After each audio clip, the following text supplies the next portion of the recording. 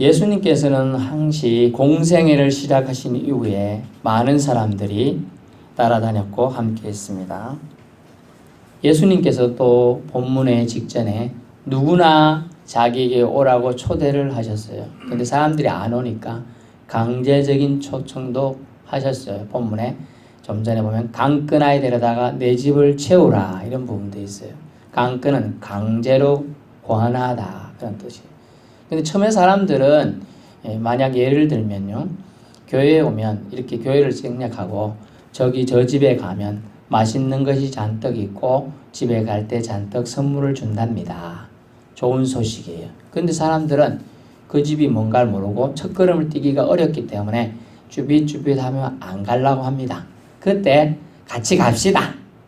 양쪽에 팔을 힘센 사람이 탁탁 끼고 갑니다. 들려서 가지요. 그래 납치된 같은 느낌 들어요.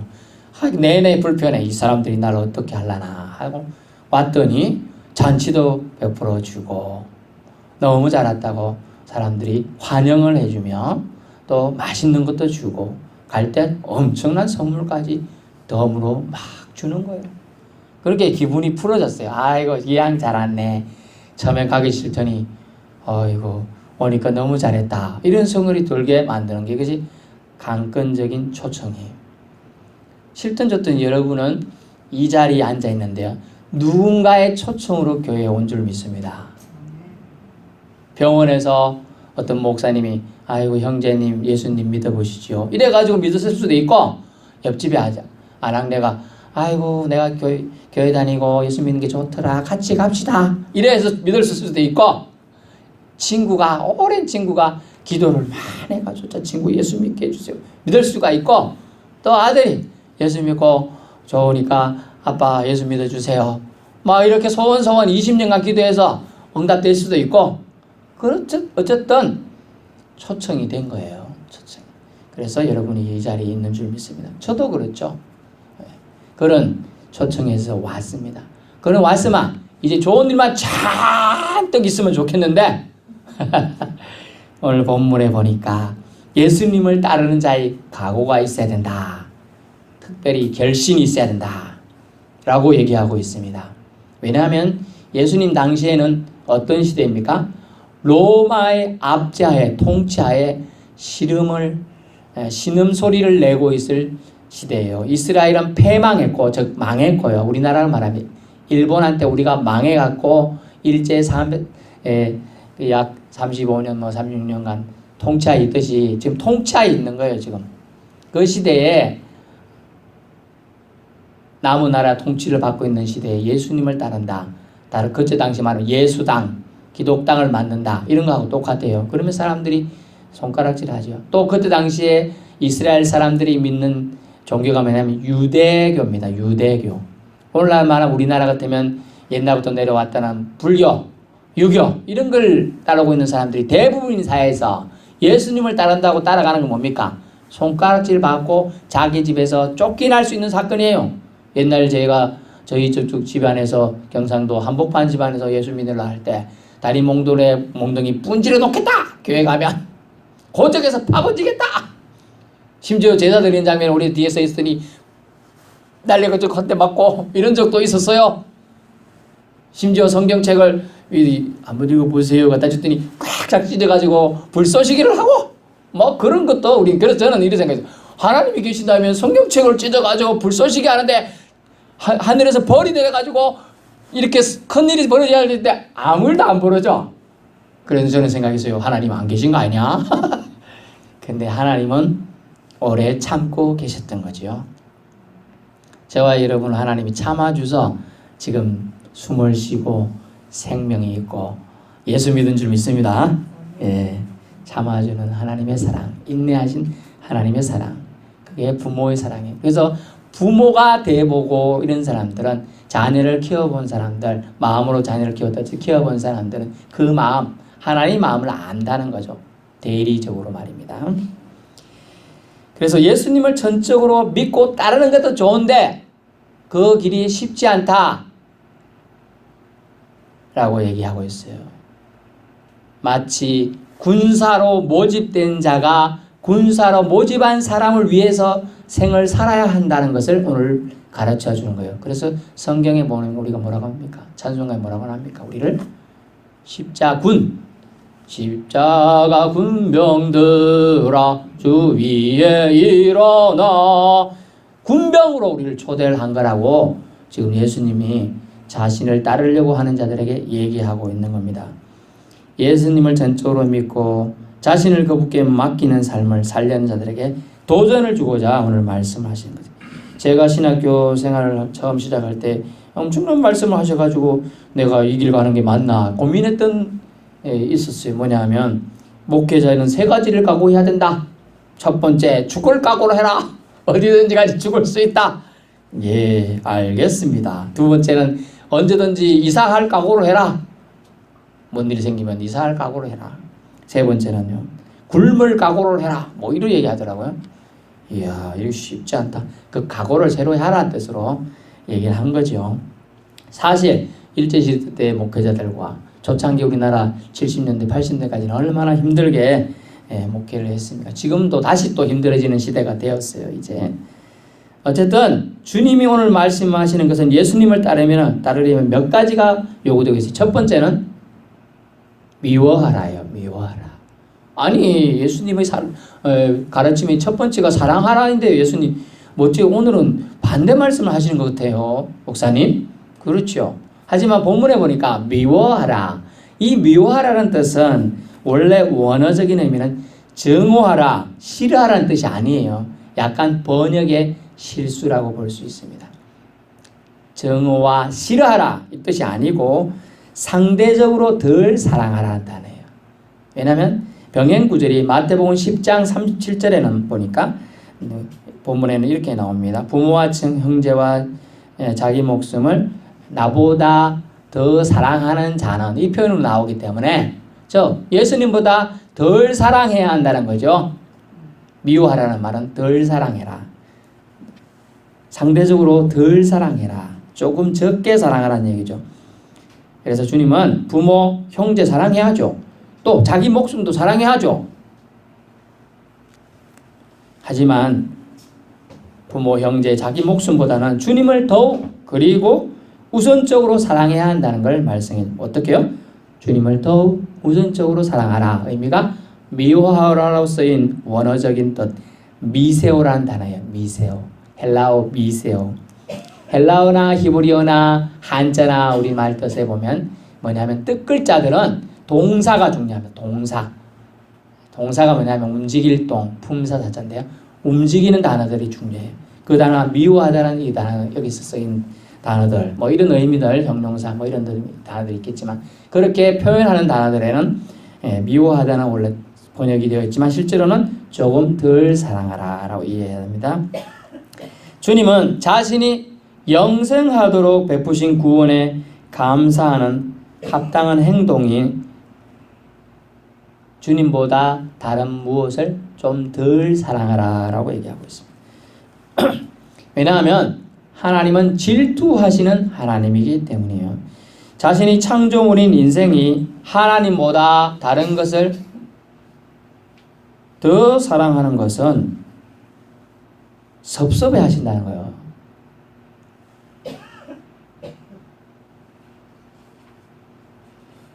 하나님은 질투하시는 하나님이신데요. 자신이 만든 또 자신이 사람을 위해 주신 것보다 자신이 뒤로 배제되는 것을 섭섭해 하신다. 만약 여러분 자녀에게 자녀가 너무 사랑스러워가지고 점심을 안 사 먹고 아끼고 모았어요. 그래서 생일날 아주 비싼 장난감. 요즘 장난감 얼마나 하는지 모르죠, 여러분. 장난감 코너 가보세요. 장난감, 아이고 애 장난감 얼마 안 하겠지. 오산입니다. 최소 30만 원, 40만 원 합니다. 장난감이 얼마나 비싼지. 그러니까 한 달 쫄쫄 점심 굶어야 살 수 있는 돈이에요. 어렵게 사는 사람. 그래서 사서 갖다 주면 애가 아빠 고마워 한마디 정도는 했을지 모르겠습니다만은 그 다음부터 바로 장난감 뜯어보고 뭐 한다고 정신없습니다. 사다 준 아빠의 사랑, 엄마의 사랑은 뒷전이고 장난감에 집중하게 돼요.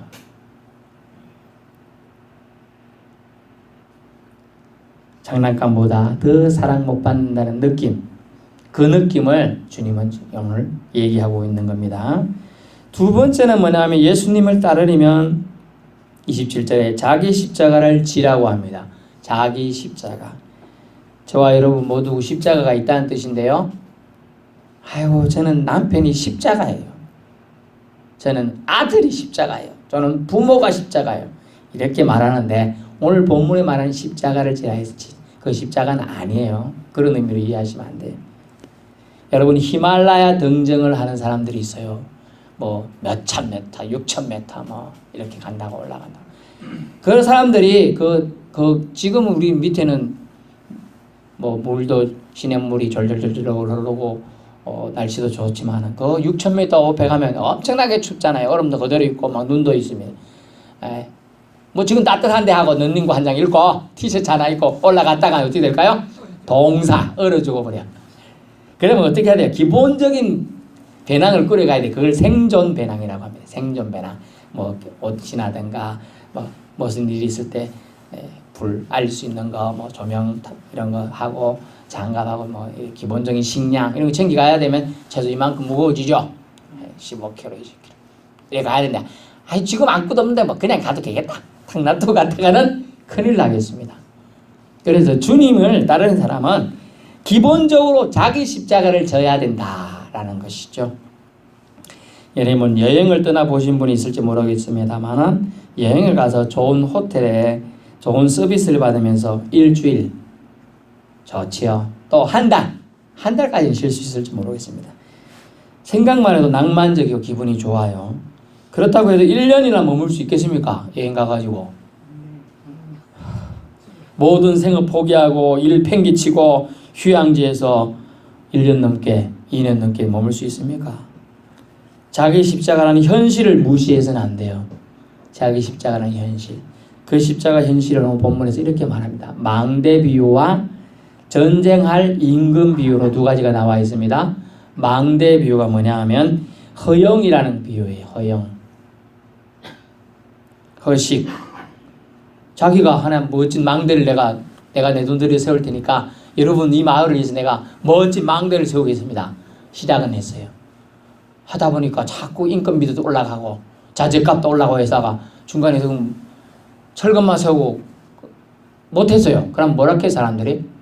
뭐야 저 사람 똑바로 하게 일을 한다더니 말은 떠버려 놓고 결과가 없네. 또 흉물스럽잖아요. 철근 뼈다구만 있고 아무것도 없으면. 그렇습니다. 그 허영에 대한 경고예요. 자기 십자가는 허영으로 질 수 있는 게 아니라는 거예요. 나 질 수 있어. 나 주님 나라를 위하여 목숨도 걸 수 있어. 이렇게 그냥 말로만 할 수 있는 게 아님을 지금 얘기하고 있는 거예요. 그 다음에는요, 전쟁할 임금 비유로 통하여 말하는 것은 어리석음이라는 걸 얘기하는 거예요. 어리석음. 뭐냐? 나 우리 군사는 겨우 1만 명밖에 없는데 1만 명 그냥 많다 늦게 들죠. 그럼 제가 따르기만 할게요. 우리 군사는 10명 있어요. 근데 저쪽 군사는 100명 있어요.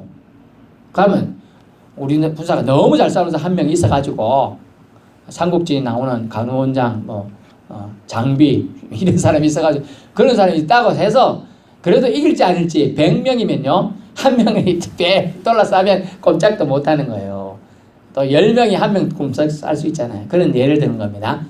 그걸 계산해 보지 않고 전쟁 나가면 뭡니까? 어리석은 거라는 거죠. 자기 백성 다 죽이죠.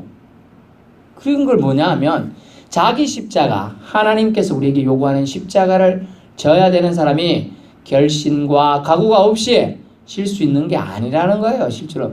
아니 목사님 그건 예수 믿기만 하면 된다더니 무슨 이렇게 복잡합니까? 그렇네요.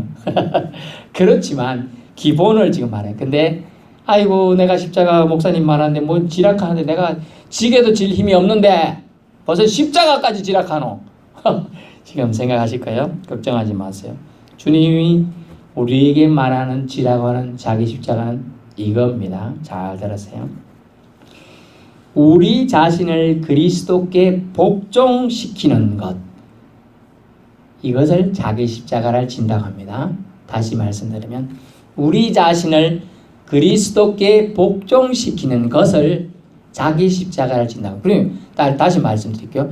너희가 나를 따라오려면 자기 십자가를 네 십자가를 지고 따라와라. 이 얘기는 네가 그리스도께 복종하면서 주님의 말을 그대로 따르겠다고. 다시 말하면요, 콩인데 팥이라고 하면 팥이라고 믿을 수 있느냐, 그 얘기예요. 말이 안 되잖아요. 여러분 콩을 팥이라고 믿겠어요? 못 믿잖아요. 저도 못 믿어요. 근데 예수님 하시냐면 물이 변하여 포도주 됐네 이러니까 콩도 팥으로 바꿀 줄 믿는 믿음이 있어야 된다는 거죠. 그걸 복종이라고 해요. 순종이라고 안 했고, 복종이라는 이유는, 순종은요 이해가 돼서 좀 따라가는 측면이 있어요. 이해가 되니까. 제가 유머한 게 할게요. 어떤 사람이 올해가 가야지 내년에 오는데 그러더라고. 그래서 제가 웃기려고 그랬어요. 올해가 가야 내년에 오긴 하지요. 그래, 올해에서 말씀을 오해했나 봅니다. 오해해서 3회를 빼면 이해가 되지요. 그래, 이해가 되면 내년에 오는 겁니다. 라고 말했더니 더 어려워가지고 무슨 말씀이에요? 우리 자신을 그리스도께 복종시키는 것, 이것을 자기 십자가를 진다고 주님 말씀하는 거예요. 네가 날 따라오려면 네가 내 말에 순종할 수 있느냐? 제가 부드럽게 말했습니다. 실제로는 복종할 수 있느냐네요. 이해가 안 되는 부분이 많을 거야. 이 복종이 이해 안 돼가지고 돌이킨 사람이 누굽니까? 12제자 중에 한 명이 가룟 유다예요. 예수님이 하신 이 나라의, 이 세상에 평강의 왕으로 오신 걸 그 가룟 유다는 이렇게 생각했습니다. 전쟁해가지고 로마를 박살내가지고 하늘에 천군 천사가 내려와가지고 해방을 줄 거라고 생각했어요. 그러나 예수님이 하는 건 평화의 왕, 전쟁이 아니었어요. 말씀으로 하나님의 평강을 선포하는 거였어요. 다르죠? 자기가 생각하거나. 너무나 말이 달라요. 복종할 수가 없었어요. 그래서 아유, 내가 따르는 그 예수, 저 사람은 잘못됐다. 차라리 저 사람을 팔아먹자. 그래, 언전 20냥에 팔아먹는 거예요. 그리스도인에서 이 땅에서 할 일을 우리는 또한 자기 십자가를 생각해 볼 수는 있죠. 빛과 소금 된 역할이라고 성경은 마태복음 5장 이후에 산상수훈에서 얘기해 줍니다. 세상에 빛이 되어 길을 비추어 인도하고 소금으로 맛을 내어 변질되어가는 세상을 바른 방향으로 변화되게끔 하는 것. 그러므로 이 땅에서 할 일은 그리스도께 복종함으로 감당하여야 함을 말합니다. 먼저 그리스도가 자신의 주인이심을 고백하고 자신의 죄 문제를 해결해 주실 유일한 분임을 우리는 인정해야 됩니다. 어떤 분이면요, 그리스도가 주인이십니다. 나의 주인님이십니다. 또 내 죄 문제는 내가 해결할 수 없기 때문에 내 죄 문제를 해결해 주실 유일한 분이십니다. 구원자이십니다. 라고 고백하고 전적인 신뢰를 보내는 것, 이것이 복종이라는 것이죠. 그것을 통하여 우리 십자가를 짓는 자세가 있어야 한다는 것이죠. 셋째, 마지막으로요, 예수님을 따르려면 33절을 보십시오. 버리라 라고 되어 있어요. 여기도 버리라란 말도 말이니까 누구든지 자기의 모든 소유를 버리지 아니하면 능히 내 제자가 되지 못하리라. 아멘. 여기서 버린다. 그러면 목사님, 모든 거 다 버리면 뭐 먹고 살아요? 먹고 살 게 없잖아요. 다 버리는데 그냥. 예, 비교 우위에 있다는 사실을 말하는 것. 다시 말씀드리면 이 버리다는 단어는 헬라어 아포타스라는 단어인데 원어적인 의미는요, 물론 완전히 포기하다는 단어도 뜻도 있습니다만은 잘된 번역을 볼 것 같으면 우선순위를 바꾸어야 한다라는 단어입니다. 즉 예수님을 따르려면 누구든지 자기 모든 소유보다 우선순위를 바꿔야 한다. 우선순위를 바꿔야 한다. 더 좋은 번역이에요. 자기 모든 소유를 버리지 아니하면 너의 모든 우선순위를 나와 바꾸어라 라고 지금 말하고 있습니다. 결론인데요, 위에 살펴본 것처럼 예수님을 따르는 것은 허영으로 쫓을 수 있는 것이 아님을 말씀드립니다. 어리석어도 또 따를 수가 없어요. 똑똑해야 된다고 말씀드린 게 아니에요. 하나님이 주신 지혜로 우리는 다 똑똑하기 때문이죠. 하지만 어떻게 보면 더 철저하게 계산해야 된 각오가 있어야 된다는 걸 알 수 있어요. 확실한 각오와 결단이 필요한 길이 바로 예수님을 따르는 길이라고 주님은 말씀하고 있습니다. 예수님보다 사람들을 조금 더 사랑하는 게 아니라 좀 덜 사랑하고 라고 했어요. 즉 예수님을 더 사랑하라는 얘기죠. 주님과의 관계에서는 철저히 복종해야 되겠습니다. 사람과의 관계를 첫 번째 26절에 미워하라고 말한 사람과의 관계에서 조금 덜 사람들을 좀 덜 사랑하고 날 더 사랑해다오 그 얘기고 27절에는 주님과의 관계에서는 죽음의 판결을 십자가는 원래 죽음의 판결을 받는 건데 죽음의 판결을 받을 각오를 한다 그런 뜻이니까 결국은 주님과의 관계를 철저히 순종 즉 복종함으로 따르겠습니다. 세 번째는요 물질과의 관계라고 할 수 있죠. 버린다는 거니까요. 물질과의 관계는 우선순위를 바꾸어서 주님을 따르겠다는 거죠.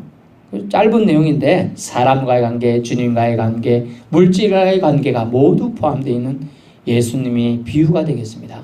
예수님께서 친히 가르쳐 주신 비유예요. 주님을 따르는 자, 예수님을 따르려면 우리는 각오가 있어야 됩니다. 이제 우린 모두 다 예수님을 따르려고 제자가 되기 위해서 신앙생활을 하고 있는데요. 아이고 이 노년에 제가 뭘 할 수 있겠습니까? 아닙니다. 주님이 함께 하시면 80세에도 모세는 80세 할아버지가 40년 동안 지도자가 되어서 200만 명에 되는 백성들을 이끌어서 데리고 나갑니다.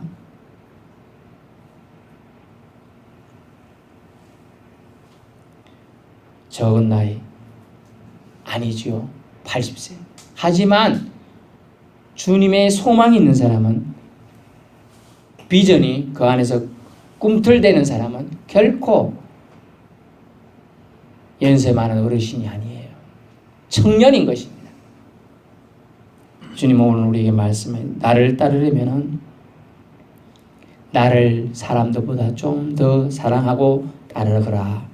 또 나의 관계에서는 네 생각을 좀 내려놓고 나에게 절대 복종하면서 따를 수 있느냐. 또 물질과의 관계에서는 그 물질보다 나를 우선해서 두면서 살 수 있겠느냐고 주님은 말씀하십니다. 기도하겠습니다.